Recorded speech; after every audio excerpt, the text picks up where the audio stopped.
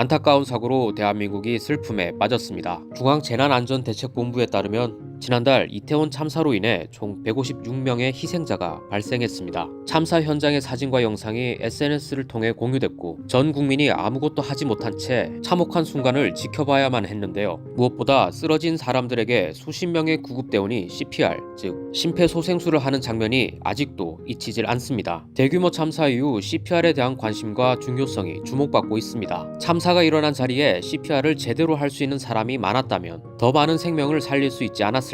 생명을 구하는 CPR, 어떻게 해야 하는지 처음부터 끝까지 제대로 배워봤습니다. 안녕하세요. 저희는 119 안전체험관에 나와 있습니다. 이태원 참사 때문에 CPR에 대한 관심이 조금 커지고 있는데요. 그래서 저희가 정확히 CPR을 어떻게 해야 되는지, CPR을 할 때 주의사항은 뭔지 직접 배워보기 위해서 체험관에 나와봤습니다. 다들 군대 갔다 왔으니까 CPR은 할 줄 알죠? 근데 이게 정확하게 얼마나 해야 되는지, 어떻게 해야 되는지 사실 잘 몰라요. 우리 다 어렴풋이 배웠기 때문에. 그래서 오늘은 CPR에 대해서 제대로 배워보는 걸로 한번 해보시죠. 가보십시다. 네, 반갑습니다. 저는 부산 119 안전체험관에서 구급안전 교육을 맡고 있는 소방관 김민경이라고 합니다. 만나서 반갑습니다. 오늘 여기 오신 여러분들에게 사람의 생명을 구하는 응급처치 방법을 알려드릴 건데요. 바로 심폐소생술입니다. 오늘 심폐소생술에 대해서 자세히 알아보고 마네킹에다가 직접 체험도 해보는 시간을 갖도록 하겠습니다. 심폐소생술은 심장과 폐를 소생시키는, 살리는 기술 술기를 말합니다. 그렇기 때문에 심폐소생술은 살아있는 사람한테는 시행을 하지 않습니다. 꼭 심장과 폐가 멎은, 임상적으로 사망한, 갓 죽은 사람한테만 실시를 해야 되는 응급처치입니다. 그러면 혹시 사람이 살았는지 안 살았는지 어떻게 할 수 있나요? 네. 사람이 죽었는지 살았는지 확인해보는 가장 간단한 방법을 알려드리도록 하겠습니다. 우리 선생님들 두 번째 손가락 한번 펼쳐보시겠어요? 네. 이 손가락을 마네킹 콧구멍 앞에 일직선으로 갖다 대 보겠습니다. 네, 그리고 마네킹 콧구멍에서 아주 센 콧바람이 나오는지 10초 동안 확인을 해보도록 하겠습니다. 7, 8, 9, 10. 네, 이렇게 10초 동안 호흡 확인을 해서 호흡이 있다면 살아있다고 보셔도 되고 호흡이 없다면 이 사람이 심정지가 왔다고 생각하시면 됩니다.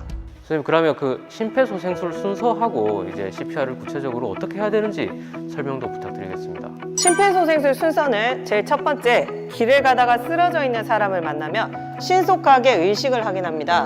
움직임이 있나, 말을 하나, 숨을 쉬나 이런 살아있는 징후들을 관찰하는 겁니다. 제가 한번 보여드리도록 하겠습니다. 양손으로 어깨를 가볍게 2번 정도 두드리면서 여보세요? 눈 떠보세요. 이런 식으로 반응을 살피면 됩니다. 그 다음 반응이 전혀 없다면 119에 신고 후 자동 심장 충격기를 요청합니다. 이때 주변에 사람들이 많이 있다면 정확하게 한 사람을 지목하면서 거기 노란 티 입은 아주머니 119 신고해 주세요 라고 말한 뒤 나는 바로 심폐소생술을 실시하면 훨씬 빨리 실시할 수 있습니다. 119에 신고를 한 후에는 이제 심폐소생술을 실시하면 되는데요. 정확한 위치에 가슴 압박 30회와 인공호흡 2회를 반복적으로 실시해 주시면 됩니다. 심폐소생술은 구급차가 도착할 때까지 또는 환자 의식이 돌아올 때까지 계속적으로 실시해 주셔야 됩니다. 자, 이번에는 심폐소생술 가슴 압박하는 방법 알려드리도록 하겠습니다. 심폐소생술 가슴 압박은 환자의 가슴 옆에서 무릎을 꿇은 상태에서 시작되어야 됩니다. 정확한 심장 위치를 잘 볼 수 있게 상체를 노출시켜 주는 게 좋습니다.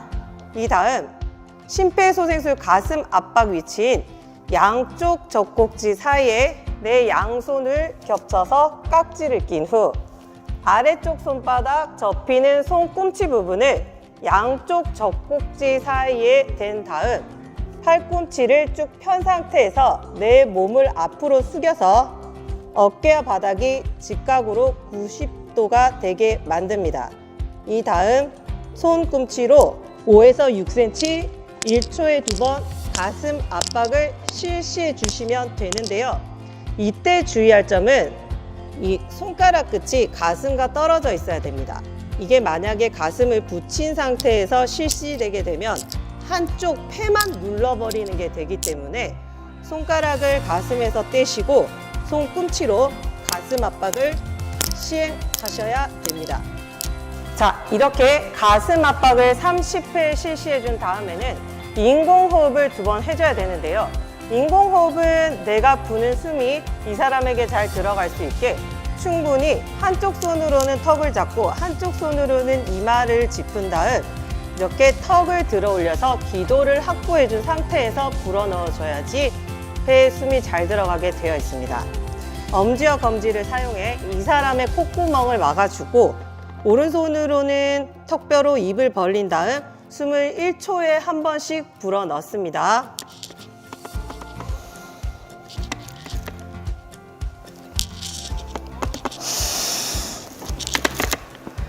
이때 주의할 점은 숨을 불어넣고 다시 폐에서 공기가 나오기 쉽게 하기 위해서 숨을 불어넣을 때는 콧구멍을 막아주고 빠져나올 때는 콧구멍을 떼주시는 게 중요합니다. 그런데 요즘은 인공호흡을 제대로 할 수 없거나 또는 입안에 상처나 구토물 같은 게 있을 경우에는 굳이 인공호흡을 시도하지 않고 가슴 압박만을 계속 하도록 권유하고 있습니다. 내가 심폐소생술을 이렇게 실시하는데 이 사람이 의식이 돌아온다면 이때 취해 주셔야 되는 자세가 있습니다. 바로 기도 확보가 잘 되고 구토물이 원활하게 나올 수 있게 해주는 회복 자세인데요. 제가 보여드리도록 하겠습니다. 오른팔은 옆구리 배 옆쪽으로 해주시고 왼쪽에 있는 팔은 어깨 옆으로 붙여줍니다. 밑에 다리를 꼬은 다음 옆으로 돌려주어서 구토물이 잘 빠져나올 수 있고 기도 확보가 잘 되게 자세를 취해주면 됩니다. 아, 그럼 혹시 소아나 이제 어린이 같은 경우는 성인이랑 다를 것 같은데 어느 정도 압박을 해야 하나요? 네, 다릅니다. 누르는 깊이부터가 다 다릅니다. 성인은 압박 깊이를 약 5에서 6cm를 취해주셔야 되고요. 소아는 4에서 5cm를 눌러줘야 됩니다. 그리고 영아의 경우는 2.5cm에서 4cm까지 압박을 해주면 됩니다. 압박 자세도 조금씩 다 다른데요. 소아부터 설명을 드리도록 하겠습니다. 소아는 돌이 지난 아이부터 8세까지를 지칭합니다. 그 나이대에 있는 어린이라면 소아 심폐소생술을 적용해 줘야 되는데요. 굳이 성인처럼 인공호흡은 하지 않고 가슴 압박만 하셔도 무방합니다. 가슴 압박 자세는 성인과 마찬가지로 양쪽 젖꼭지 가운데를 눌러주시면 되는데요. 성인은 양쪽 손으로 깍지를 낀 상태에서 실시했다면 소아는 한 손꿈치만 사용해서 직각으로 눌러주시면 됩니다.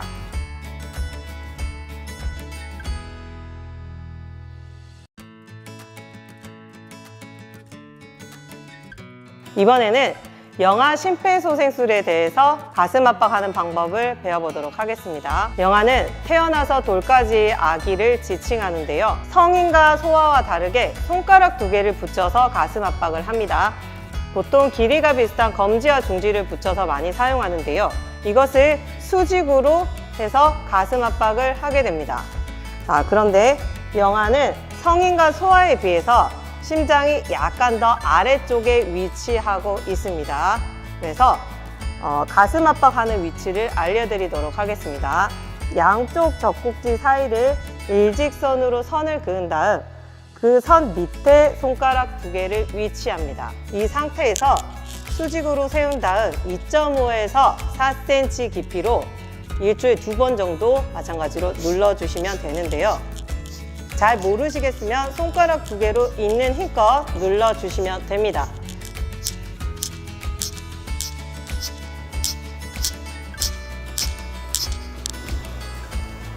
원래는 양쪽 젖꼭지 가운데 저희가 압박을 하라고 일반인들에게 교육을 했었는데요. 요즘은 젖꼭지 위치가 사람마다 다 다르기 때문에 정확한 위치를 찾는 방법이 있습니다. 이것을 알려드리도록 하겠습니다.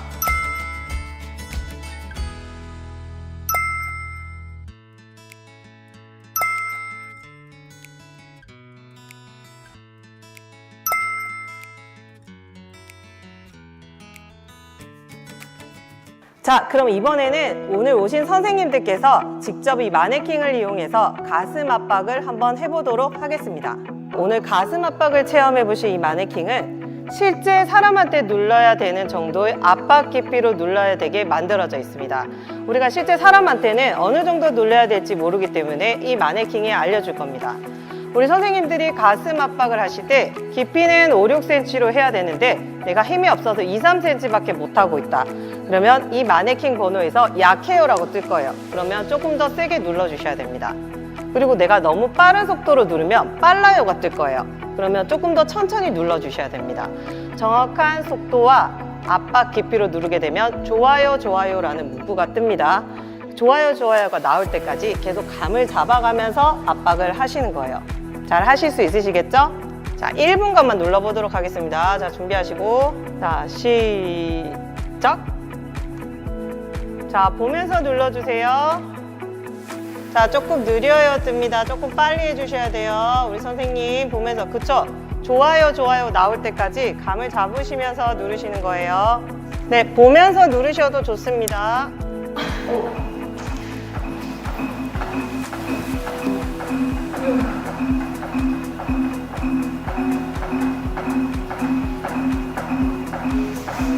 네, 여기까지 하겠습니다. 네, 자, 상세 결과를 보도록 하겠습니다. 자, 보시면요. 1번 선생님은 85%라고 적혀 있고 2번 선생님께서는 88% 달성률을 했다고 적혀 있습니다. 이 마네킹으로 체험을 했을 때 대부분 70% 이상이 나오면 구급대원이 오기 전까지 계속 이렇게 가슴 압박을 하면 심장이 돌아올 가능성이 높습니다.